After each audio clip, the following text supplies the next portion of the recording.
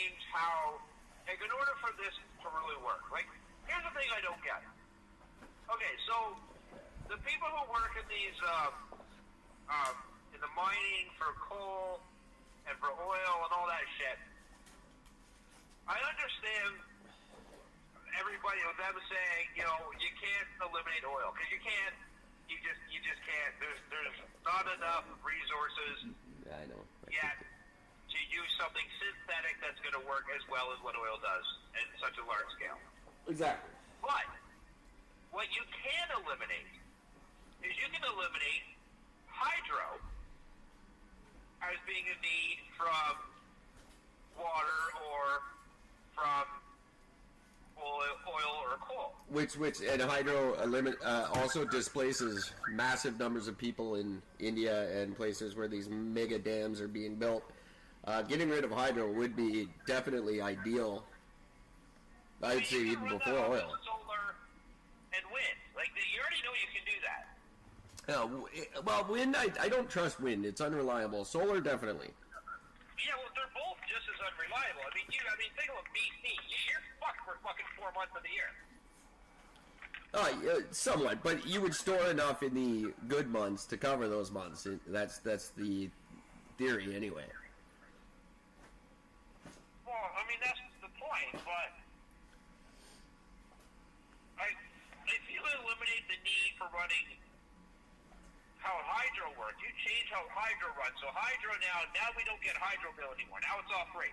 Right, and you're never going to convince anyone to do that, I don't think, especially because of the massive amounts of money we make selling hydro to, you know, your area sells hydro to New York to avoid what you had in the early 2000s with that massive blackout that happened.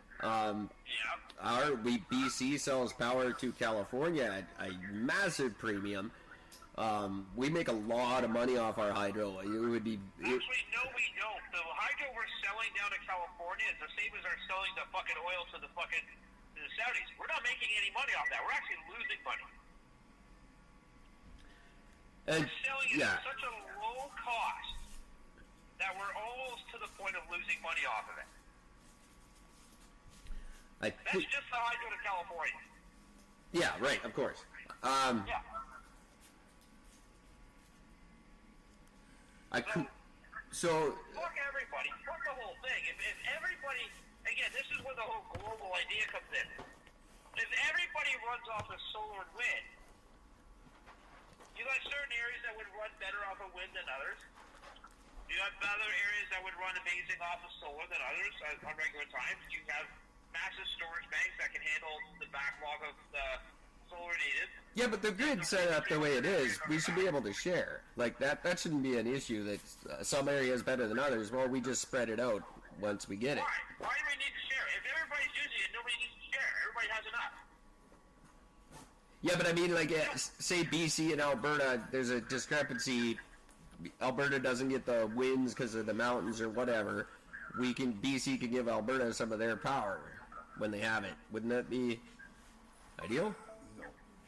If they need it, why not? Okay. But on the same front, you can also run up, like, again, you look at this from a very simple point of view, which is like, you got the plains, right? You got that whole middle section of fucking Canada there. Oh, yeah. And you've got amazing storms that run through there. Oh, yeah, absolutely. You can channel those storms and use it to your advantage. Definitely, 100%. You can get enough energy from any 2 or 3 of these storms to basically run you for half a fucking year. Hey, I could get enough energy just off my roommate on a chilly night.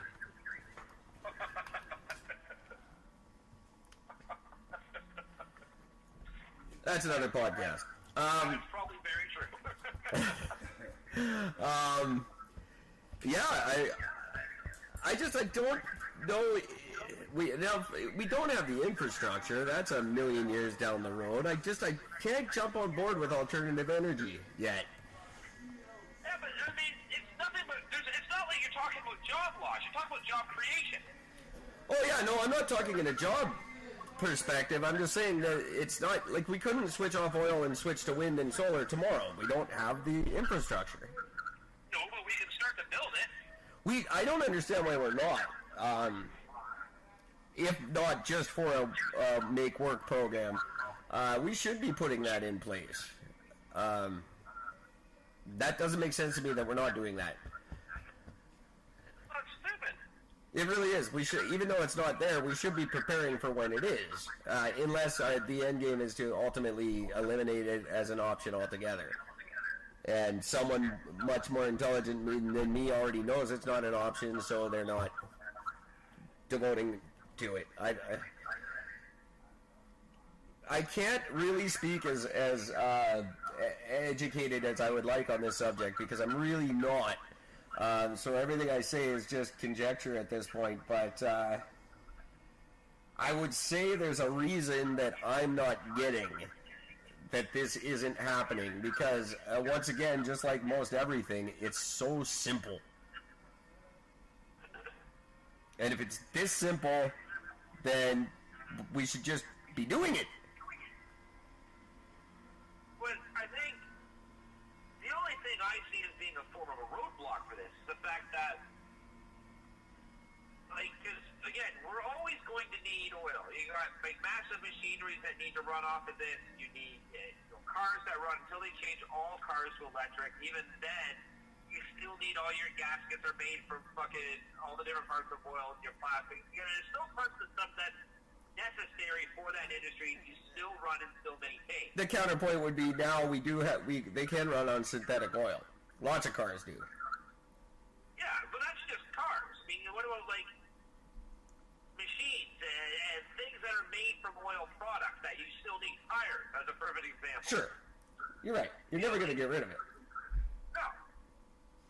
So, knowing that you're never going to get rid of it, or if you do, it's going to be 500 to 1,000 years in the future, where at that stage you can do such a slow phase out that it's not going to affect workforce because there's always going to be other forms of energy that people can get into it can work at. I don't understand where's the fear. Neither do I. And that's why I say there's got to be an answer that we're not being given because it makes too much sense not to be doing it. So there's got to be something else behind it. Something is stopping it. I don't. This is where the conspiracy theorist comes out in me. I don't believe in a lot of the crap that's out there, but I do believe that there's a certain group of people that knows a hell of a lot more than everybody else, and they're not telling us on purpose. I don't know who they are, the Rothschilds, the Rockefellers, the fucking Fraggle Rock, I don't know.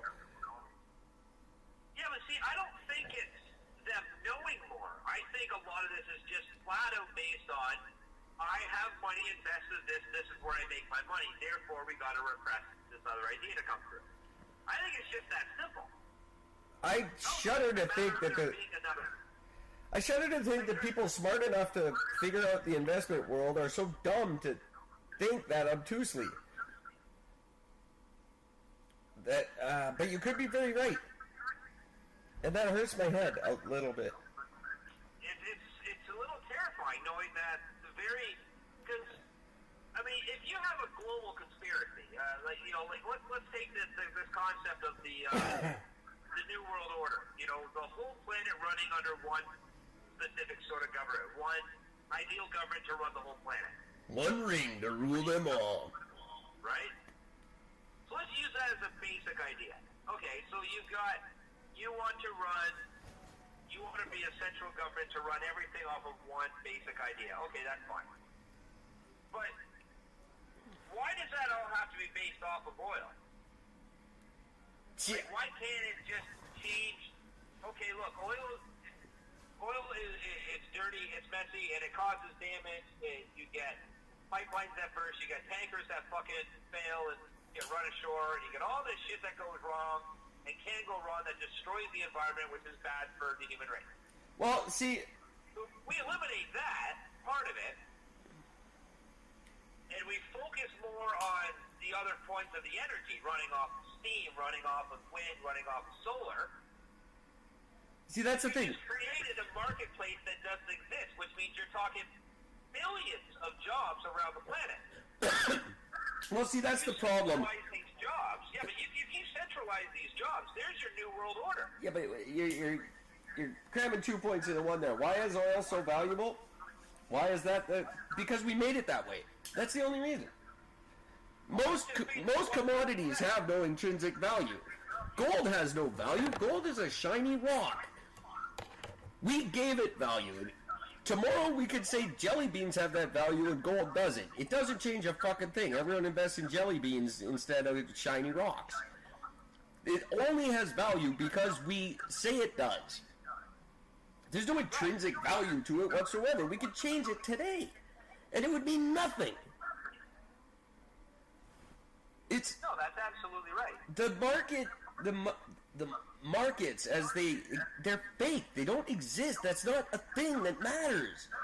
It only matters on paper, and it's the value of Canadian dollar to American dollar. That exists because we made it. There's no force that makes it that way. There's nothing that makes it more valuable than another. Some guys made that shit up. Yeah, absolutely right. So, why is oil so valuable to us? Because we fucking say it is. And the people who have it want to keep it, and the people who don't want to get rid of it. It's that fucking simple. Like, it's you could get a child to explain it, and it would make more sense than trying to overthink it as an adult, because it's stupid and fake. It's like trying to overthink the fucking tooth fairy. Well, you know why diamonds are so expensive, right? I would say just because of what I said. We say they are. They're not. It would be because of the De Beers family. Of course, yeah. They created that. The diamonds were starting to become worthless. Yeah. Until they started their campaign of saying diamonds are forever. Well, I know a lot of girls you'd never convince this of, but it's a shiny rock. Yeah. We could say any rock is valuable. And a lot of them are. Girls saw shiny things and said, I want those. And we said, okay, well then they're worth a bunch of money. So ultimately, it's based on pussy somewhere along the line. We wanted to get shiny rocks so we could get laid. And that was worth it to us to spend money. That's probably how money was invented. That seems about right. So no, it has no value. It could be worthless tomorrow, and it would mean nothing in the grand scheme of things. And someone would have something else that was worth something, and everyone would throw their fake money at that. That's what bugs me about money and its importance, and people putting so much. It's worthless. Really, you'll know when you're on your deathbed, and your wife is dead, and your kids don't talk to you, and rich or poor, you all die alone. That's it. And you can't take that shit with you. It's, as much as the pharaohs thought they could. Yeah, and look at that. So a bunch of people could come dig up their graves 100 years later and take their shit. And take all of it. I helped a man throw out his entire life's worth. Because his wife had passed away, so he was moving out of his giant house into a little condo at 89 years old, and we spent 3 days just clearing his house and taking it to the dump. That's the value of all those things you buy in your life. At the end of your life, you get to watch 3 fucking bums come throw them out. Yeah, pretty much. To me, it makes no sense. I don't, and a lot of people disagree with me. I'll never get rid of money. I wish I could, but money is the oil of the everyday life. I guess we rely on it because we made it that way. Well, Romans did, I guess. Was it pre-Roman? It was pre-Roman, I assume. Yeah, it's well, I think the Romans are what really made money what it was, because they were the ones that started banking. Yeah, exactly. So let's blame them. Fucking Italian pricks. Actually, there's an Italian girl at my work I kind of love, so I'll take that back momentarily. Although she's not a big fan of them either, so no, you're pricks. Fuck you, bitch.